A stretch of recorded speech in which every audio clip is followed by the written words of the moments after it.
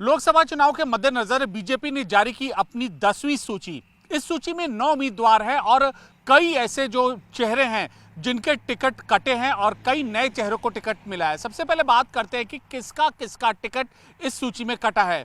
तो बलिया से वीरेंद्र सिंह मस्त हैं, मौजूदा सांसद थे और 4 बार के सांसद रहे हैं, उनका टिकट कट गया है। उनकी जगह टिकट मिला है नीरज शेखर को। नीरज शेखर पूर्व प्रधानमंत्री चंद्रशेखर के बेटे हैं और सपा में पहले थे, सपा से भाजपा में शामिल हुए थे और राज्यसभा सांसद थे। अब वह लोकसभा से बलिया के उम्मीदवार होंगे बीजेपी के टिकट पर।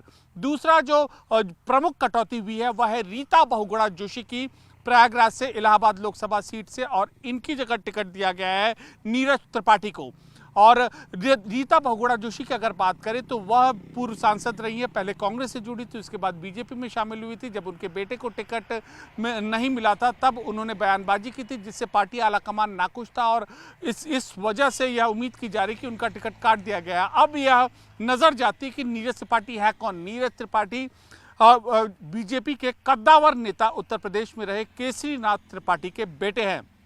केसरीनाथ त्रिपाठी विधानसभा अध्यक्ष रह चुके हैं, उत्तर प्रदेश सरकार में पूर्व मंत्री रह चुके हैं और कई अहम पदों पर रह चुके वरिष्ठ भाजपा नेताओं में से एक थे केसरीनाथ त्रिपाठी। उनके बेटे हैं नीरज त्रिपाठी।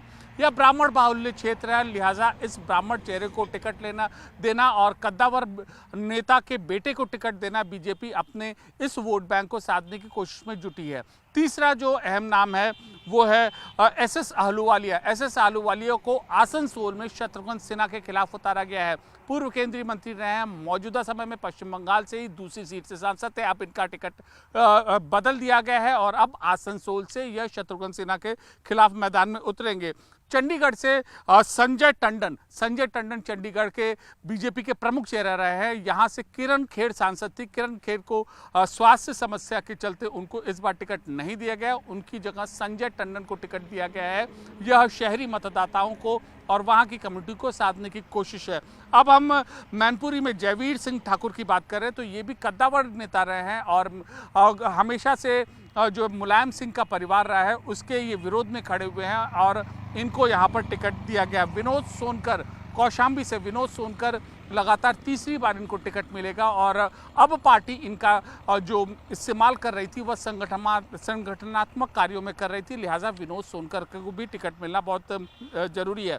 और फूलपुर से प्रवीण पटेल भी ये एक बीजेपी का महत्वपूर्ण चेहरा है, इनको टिकट मिला है। उत्तर प्रदेश सरकार के संगठन में इनकी महत्वपूर्ण भूमिका है।